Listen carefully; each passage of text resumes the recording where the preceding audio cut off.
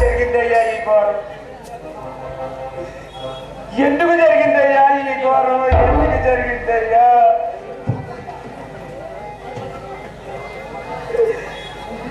బతుకుంటే ఈ ముసలాన్ని చాకాలని నాకంటే ముందుగా వెళ్ళిపోరా.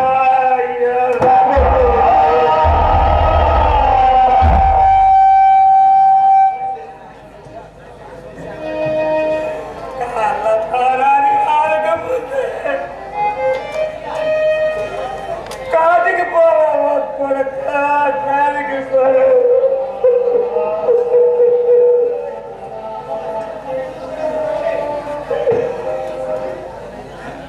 నాకు తలగొరే పెడతామని పెట్టాల్సి వస్తుంది.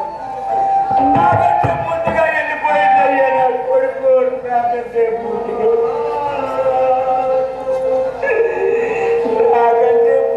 వెళ్ళిపోయింది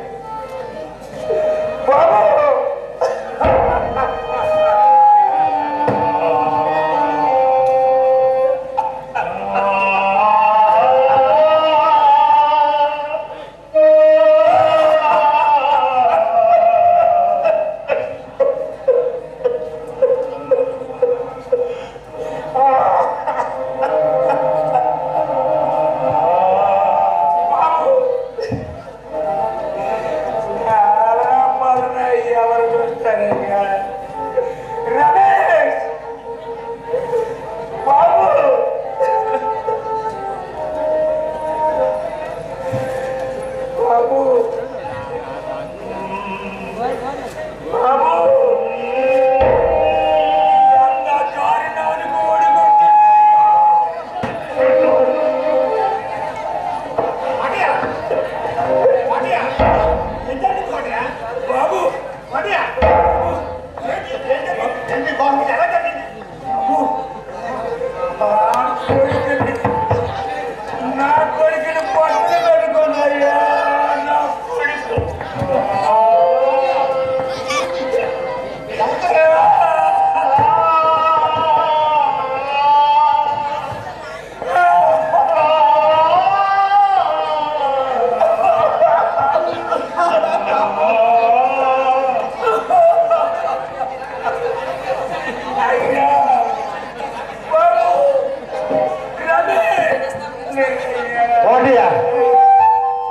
నీతిగా నిజాయితీగా బ్రతికితే ఆ దుర్మార్గం చేసిన పని ఇదా?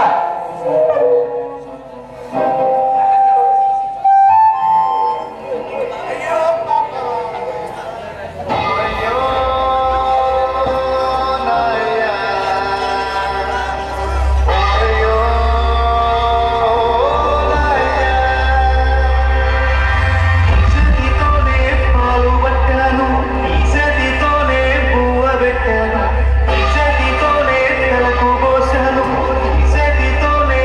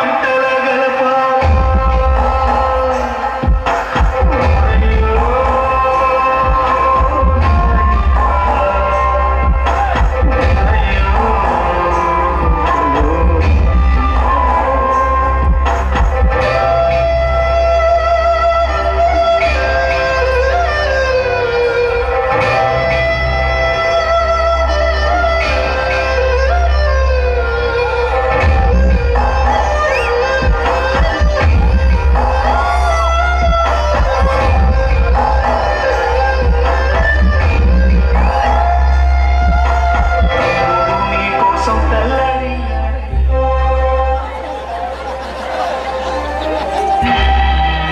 పది మాసాలు మోసావు పిల్లలను బ్రతుకంతా మోసావు బాధలను ఇన్ని మోసిన నిన్ను మోసేవాళ్ళు లేక వెళుతున్నావు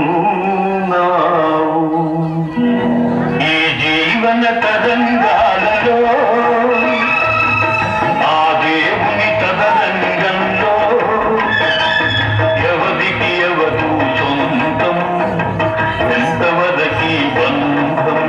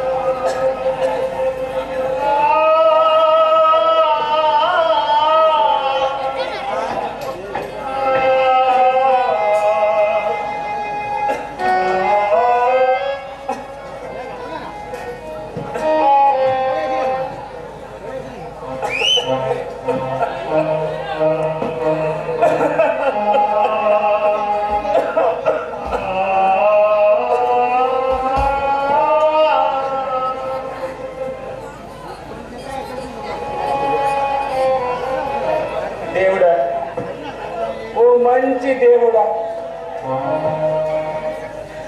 రాలిపోయిన పండు టోకను వదిలేసి పక్కపక్కలాడే పచ్చి టోకను తీసుకుపోయావు కదయ్యా.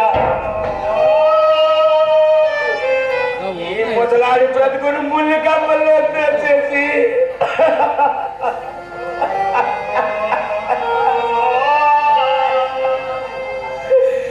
ఈ ముసలాడి బ్రతుకుని ముళ్ళు కమ్మల్లో తోసేసి నన్ను పక్కనవాడి చేసినావు కదయ్యా.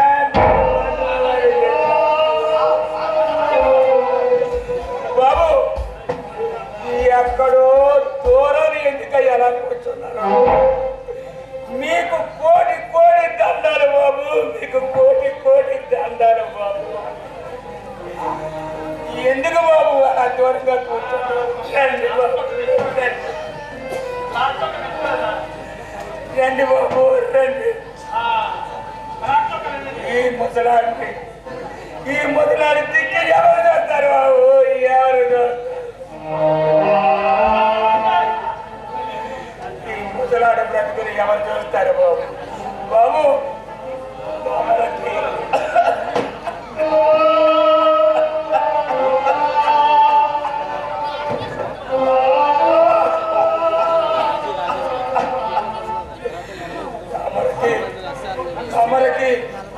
తమరికి కోటి కోటి దండాలు బాబు, తమరికి కోటి కోటి దండాలు. పోయిన వాళ్ళు వస్తారా చెప్పు?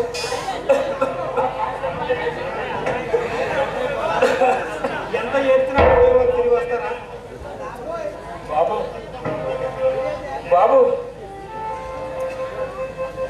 పక్కలాడి పచ్చకాకులు తీసుకుపోయి ఈ ఎండిపోయిన ఈ పొసలాకులు వదిలేశాడు బాబు. ఆ భగవంతుడు ఎండిపోయిన ఈ పొసలాకులు వదిలేశాడు. మనం మాత్రం శాతంగా చెప్పండి కోడి గారు, ఏదో ఒక రోజున మనము కూడా పరమేశ్వరుడి దగ్గరికి వెళ్ళవలసిందే కదండి.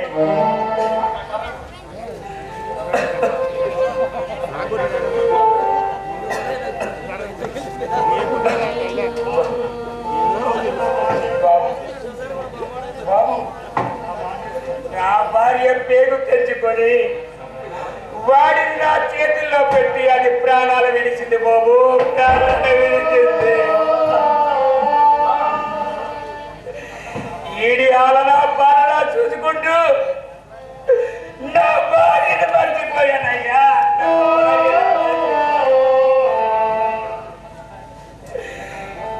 ఇంకా ఎవరిని చూసి నా కొడుకుని మర్చిపోవాలి బాబు, ఎవరిని చూసి నా కొడుకుని మర్చిపోవాలి.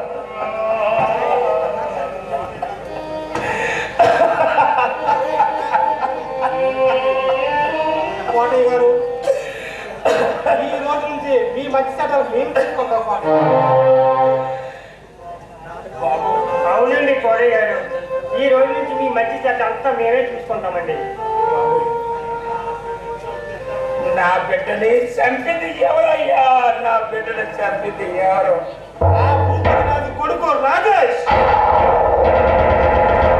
రాజేష్ చంపిందని పోలీసులు పట్టుకెళ్ళారు కదయ్యా. ఆడించే నాటకం అండి బాబు.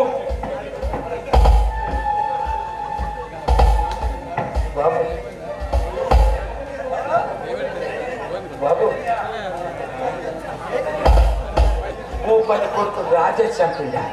అవునండి. ఎంత దారుణానికి ఓడిగొట్టిందా ఓడిగట్టిందా నా కొడుకు? బాధపడకండి. హత్య చేసి ఆత్మహత్యగా మార్చిన కిరాతకుల్ని నరకాలి. బాబు బాబు ఎందుకు ఎవరు బాబు మీరు? కోటయ్య గారు, నేను ప్రజల మనిషిని, చైతన్యం. బాబు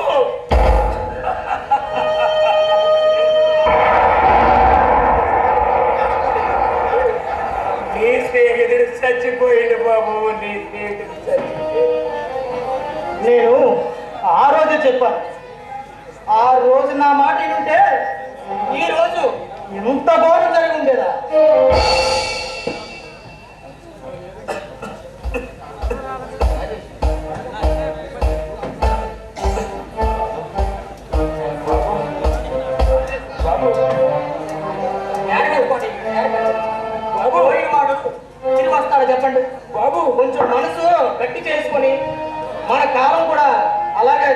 కాలం గడపాలి. పోయిన వాడు తిరిగి వస్తాడా? ఎన్ని చేసినా సరే ఆయన తిరిగి రాడు కదా. నిబ్బరంగా ఉంచుకోవాలి.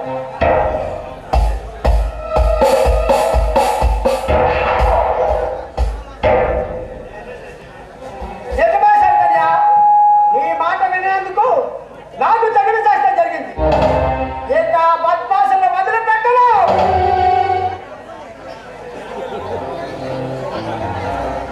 ఆనాడు నా మాట కట్టుబడి ఉంటే ఈనాడు మన ముగ్గురులో ఒకడు దూరం అయ్యేవాడు కాదు. ఇప్పటికైనా మించిపోయింది ఏమీ లేదు. రక్తానికి రక్తం, ప్రాణానికి ప్రాణం, అదే మానవ మోహం.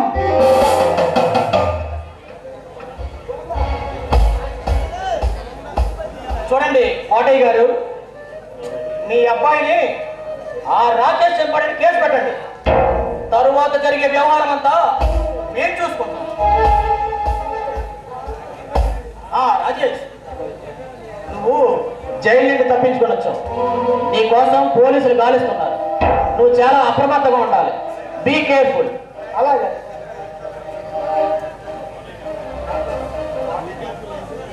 కోటయ్య గారిని కేసు పెడితే ఆ కేసు నిలుస్తుంటారా? ఎందుకు నిలవదండి? చట్టాన్ని కోరుకోవడం కోర్టులో వేసుకున్న పరమ కంత్రిగాడు.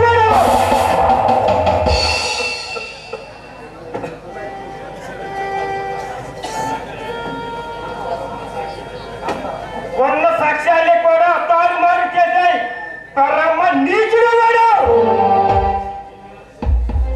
ఇంతకీ మీ ఇద్దరికి ఎలా తెలుసు? మేము కొన్నాళ్ళు వాడి గుమస్తాగా ఎన్నో సేవలు అందించామండి. వాడి జాతకం అంతా మాకు తెలుసు.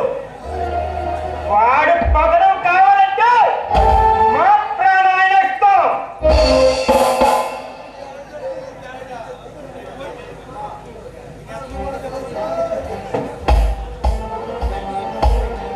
ఇంతకీ అతనిపై నీకెందుకు అంత పగ? వారిగా విషయంలో ఈ లాభకారి వాళ్ళ విషయంలో ఏ మాట చెప్పమంటే మాపై దుర్భసలాడి మా ఉద్యోగాలు లేకుండా చేసేదండి.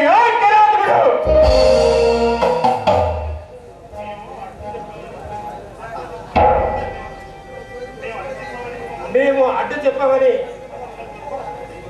మమ్మల్ని దుర్భాషలాడి ఇష్టం వచ్చినట్టు మా ఉద్యోగాలు తీస్తాడు.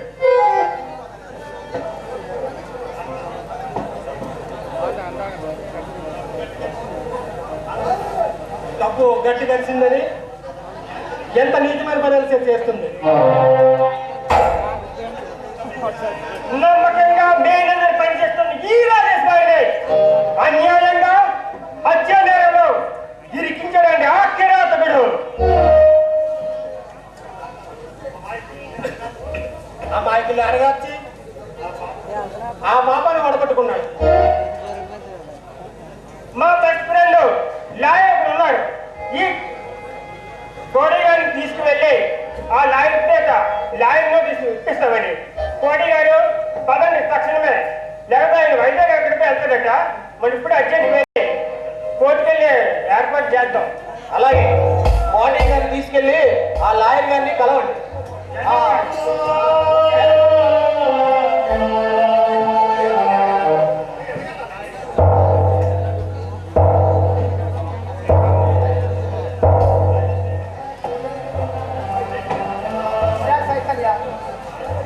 ఆస్తికి అడ్డు వస్తుందని వాడిని కూడా చంపేస్తారేమో. ఆ విషయం నేను చూసుకుంటాను. నువ్వు మాత్రం జైలు నుండి తప్పించుకొని వచ్చావు కదా, చాలా జాగ్రత్తగా ఉండాలి. ఓకేనా? Be careful.